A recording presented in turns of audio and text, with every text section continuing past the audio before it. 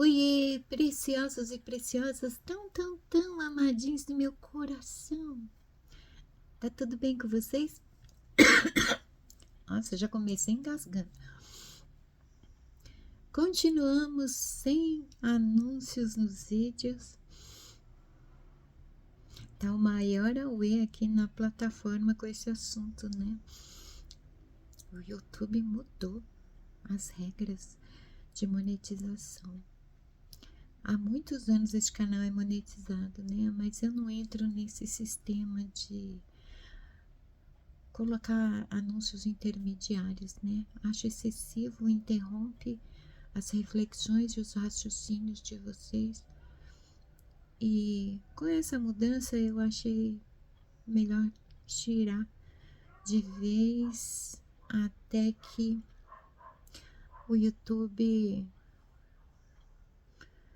me deixe claro o que é que ele está fazendo. Embora o interesse aqui do canal não é ganhar dinheiro, tá? Shimada está aqui doando tempo e palavras. Vocês sabiam que tempo e palavras também podem ser doados? Quem quer dinheiro vai trabalhar, fazer alguma coisa da vida, né?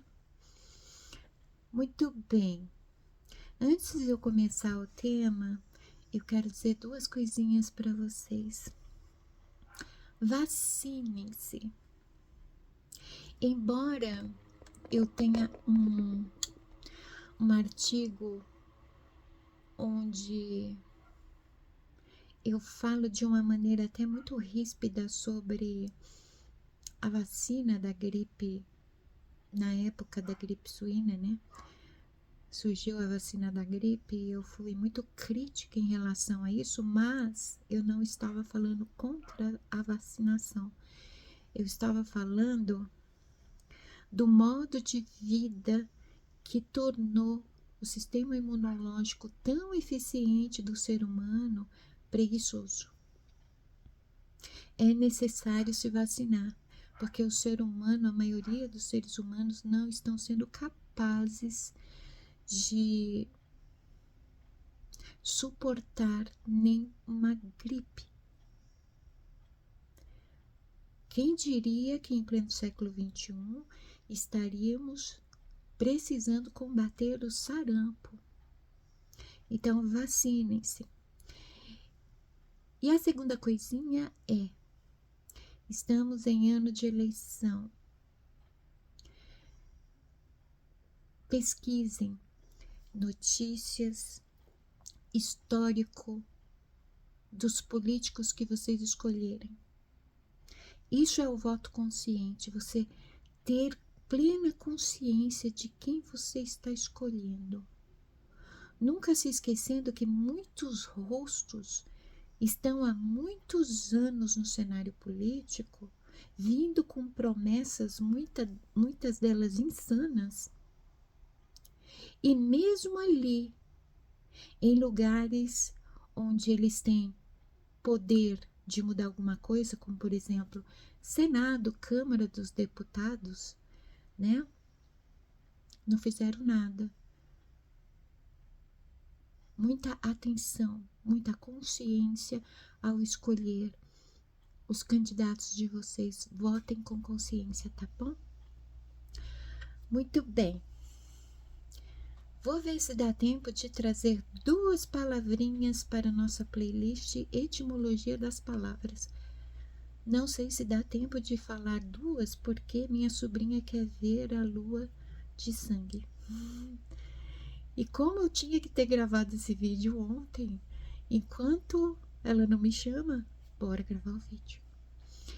Uma das palavrinhas, né, essas duas, elas foram escolhidas especificamente porque elas são muito citadas, principalmente em vídeos para autoestima e temas motivacionais. E essas palavras, elas são apresentadas de um modo que possui um peso, um estigma muito negativo. E parece que quem as usa não estuda a etimologia das palavras, né? Nós precisamos compreender as palavras que nós usamos, porque tudo vai para o inconsciente. Ajuda muito a mente, o cérebro, nós termos consciência do que exatamente nós falamos. Uma das palavras é a palavra medo. É muito frequente o uso da palavra medo, né? E é uma palavra com um estigma muito negativo. Em vários vídeos eu digo aqui que o medo não é um paralisante que exige que você dê meia volta e vá embora.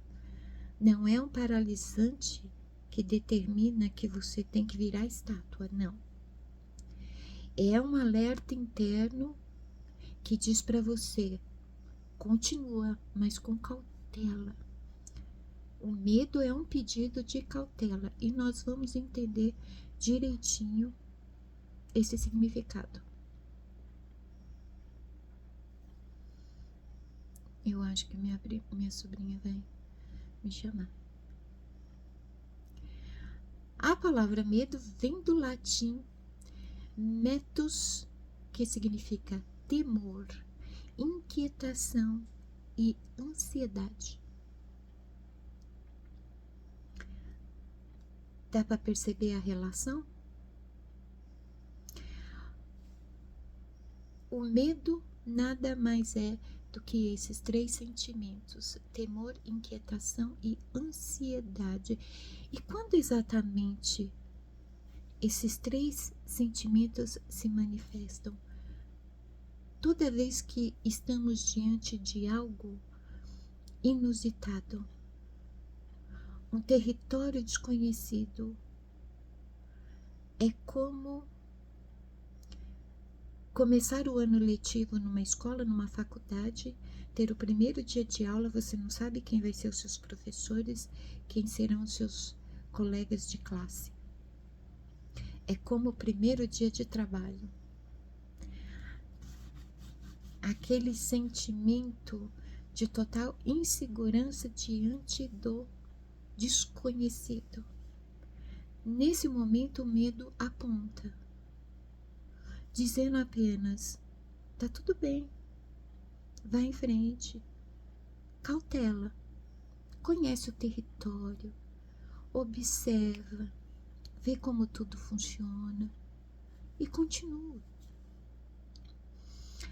A origem e a evolução da palavra medo vem do latim clássico, deriva de metus ou do acusativo metum. Já falei para vocês, né? A palavra veio do latim, um ser humano deu nome à coisa. A evolução para o português passou a integrar o vocabulário da língua portuguesa, mantendo o sentido original de receio ou estado de alerta diante de um perigo. Todo o animal, independente da espécie, possui esse sistema de estado de alerta. Esse estado de alerta, ele desperta diante de um perigo iminente, mas não necessariamente uma situação ou lugar ou pessoa perigosa. O animal compreende como perigo. Isso quer dizer que quem cria o medo é o animal. E quem interpreta esse medo também é o animal. E ele interpreta com base em suas crenças, com base naquilo que ensinaram para ele. O estado de alerta, ele não pede que você se submeta ao perigo, o suposto perigo. Ele não pede para você se paralisar, ele não pede para você correr, ele pede simplesmente cautela. Nada mais. Porque o animal, o teu corpo, diante de algo, alguém ou lugar desconhecido, vai manifestar esse estado de alerta. Palavras relacionadas. O termo deu origem a derivados como meticuloso, do latim meticulus, diminutivo de metus, usado para descrever quem age com cautela excessiva por receio de errar. O medo também surge nessa situação. Daí, por isso que o nosso vocabulário é tão vasto, né? Da palavra medo surgiu, por exemplo, os derivados que apontam, por exemplo, para insegurança. Você está no primeiro dia de trabalho, o teu medo de errar, de não fazer aquilo que esperam de você, pode despertar o teu estado de alerta. A tua resposta será uma cautela excessiva. Tudo o que é excesso não faz bem. A cautela excessiva vem do medo de errar, ou seja, o animal interpreta como medo de errar, quando na verdade a tua mente está dizendo: vai com calma que você acerta.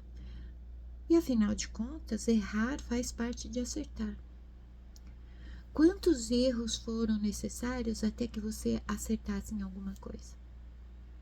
O erro também não é algo negativo. Acerto ou erro não são extremos, não são opostos. Ou você acerta ou você erra, não. Até você acertar, você vai errar diversas vezes e é super natural, portanto, não se cobre. Compreendida a palavra medo, vamos falar da segunda palavra que está sendo muito usado ultimamente, principalmente para quem gosta de fazer terrorismo com o apocalipse, terrorismo psicológico, né? Hoje eu estava conversando com uma amiga de infância e nós estávamos conversando sobre as tantas teorias de fim de mundo e eu disse para ela como uma pessoa com ansiedade ou depressão pode se curar absorvendo essas informações tão pesadas, tão caóticas, tão determinantes de um futuro de catástrofes, desgraças. Como alguém se cura com tudo isso? E em meio a todas as teorias apocalípticas, vem algo mais que é arrebatamento, céu, inferno e pecado. Vamos falar da palavra pecado. Uma palavra usada de modo muito equivocado. Um pecado te levará para o inferno. Olha que coisa. E aí vamos ver o significado da palavra pecado. Vem do latim peccatum, que deriva do verbo peccare, significando tropeçar, dar um passo em falso ou errar.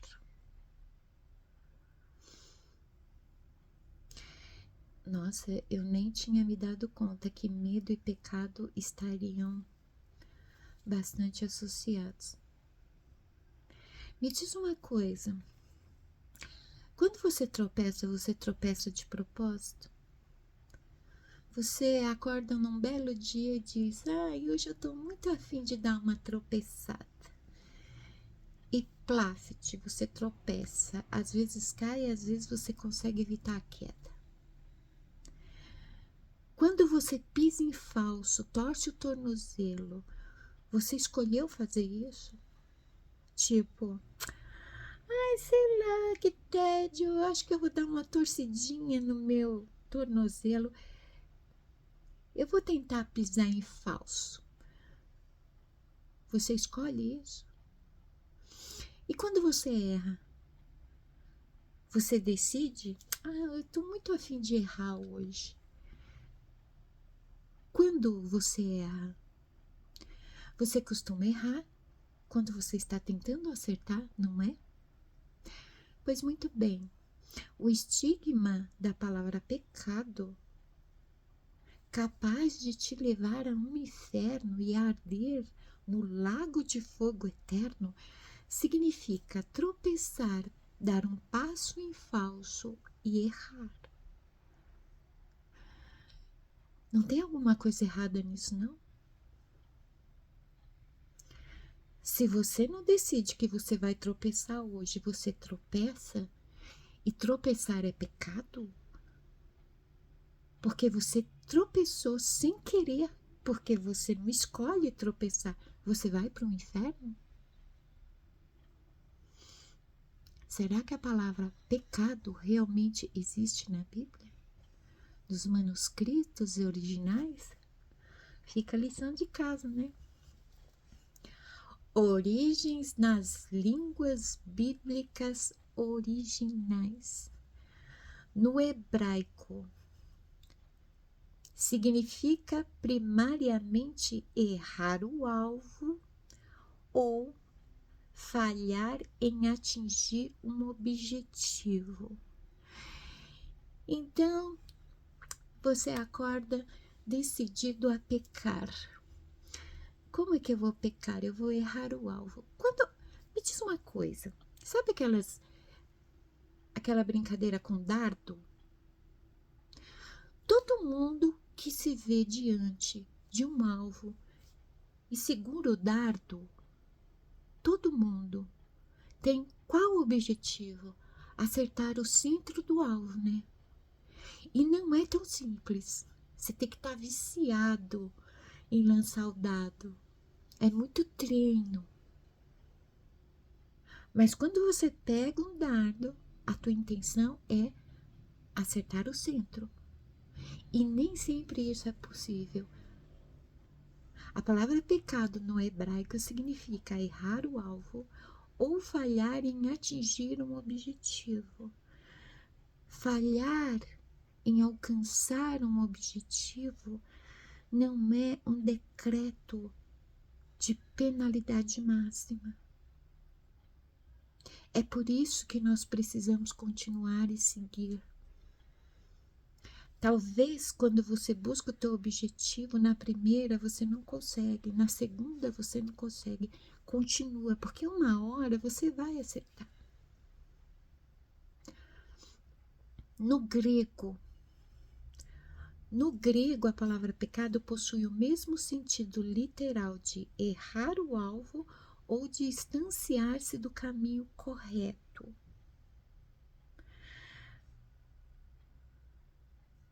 Você está seguindo por um caminho. Quem tem boca vai a Roma, né? O que quer dizer? Eu estou procurando determinado número em tal endereço. Eu pergunto para alguém que está trafegando ali naquela rua: você sabe onde fica esse número?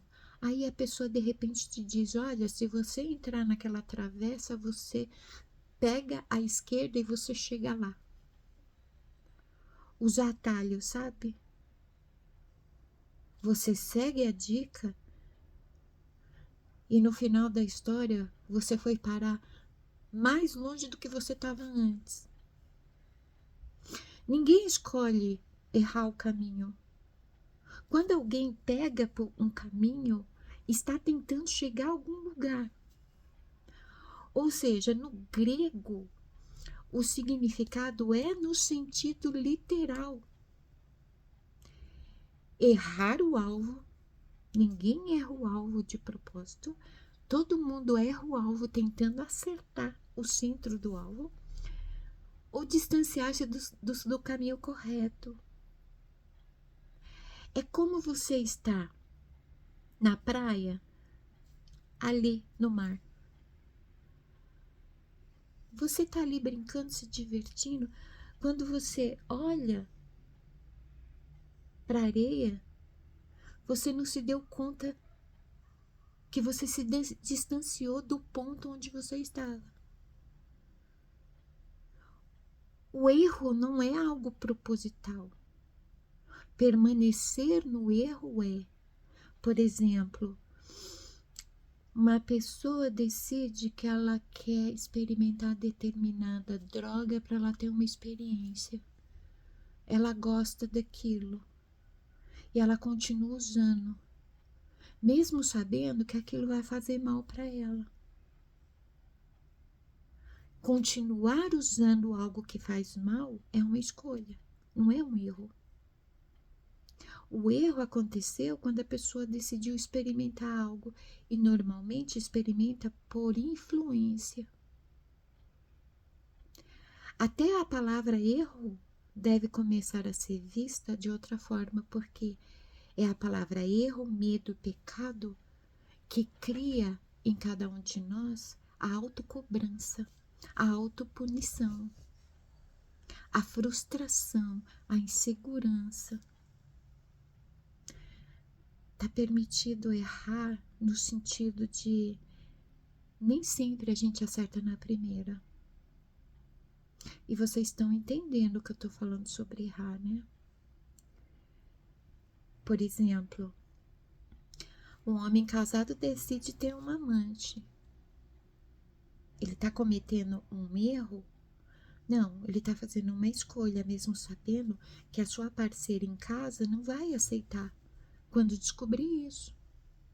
Isso não é um erro, é uma escolha. Erro é a pessoa tentar conquistar uma pessoa e não conseguir, porque aquela pessoa não corresponde aos interesses. Percebe?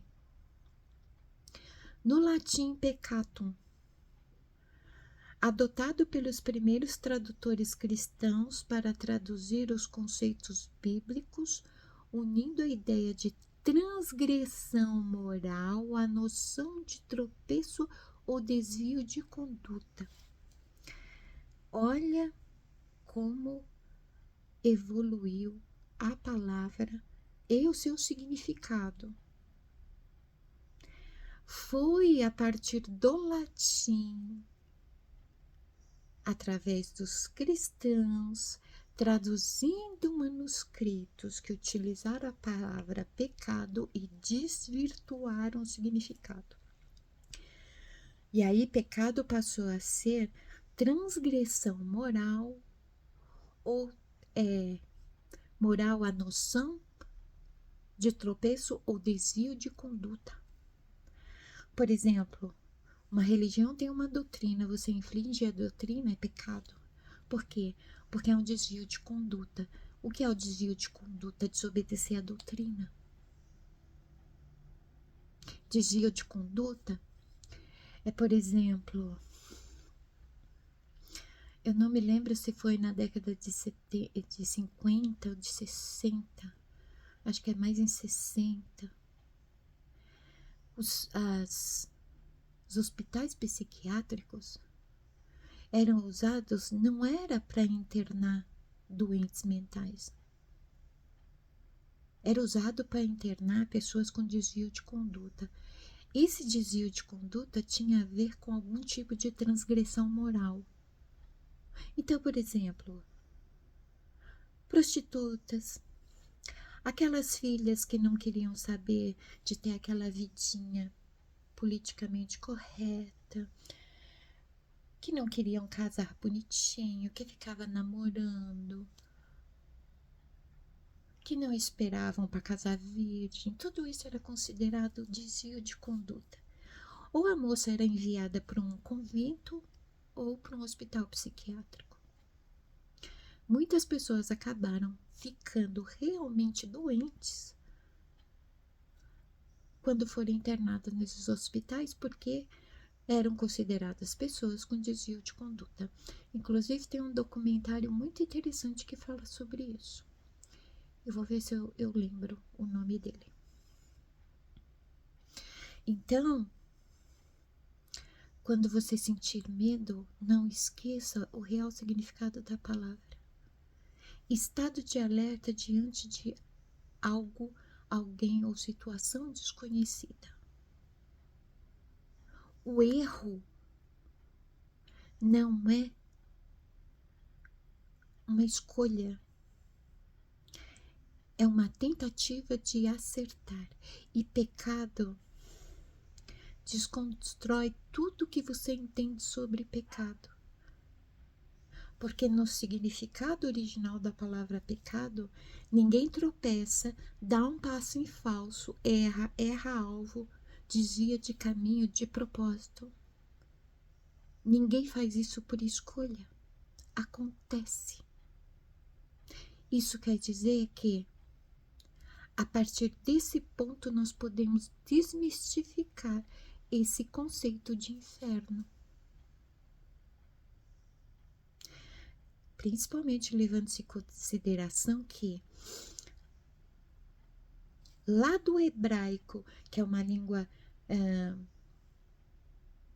que foi a língua mais antiga a usar esse termo, depois foi o grego, depois o latim, os hebreus começaram a usar a palavra pecado exatamente com esse significado. Aí os gregos também, mas quando veio no latim, através dos tradutores cristãos, o significado foi alterado, ele foi associado a desvio de conduta e transgressão moral relacionado à religiosidade. Para de se culpar, para de se cobrar e para de se punir. Tá tudo dentro da normalidade, você não conseguir alcançar o teu objetivo. Uma hora você acerta. Eu já tentei tanto, não deu certo. O não deu certo deu errado, deu ruim. Uma hora dá bom, uma hora dá certo, tá bom? Então tá, vou lá assistir a Lua Vermelha. Fiquem bem. Nossa, eu consegui fazer um vídeo curto. Vocês gostaram, né? Vídeo curto, sem muita falação e sem anúncio. Eu volto, tá? Nos vemos no próximo vídeo. Beijos na alma.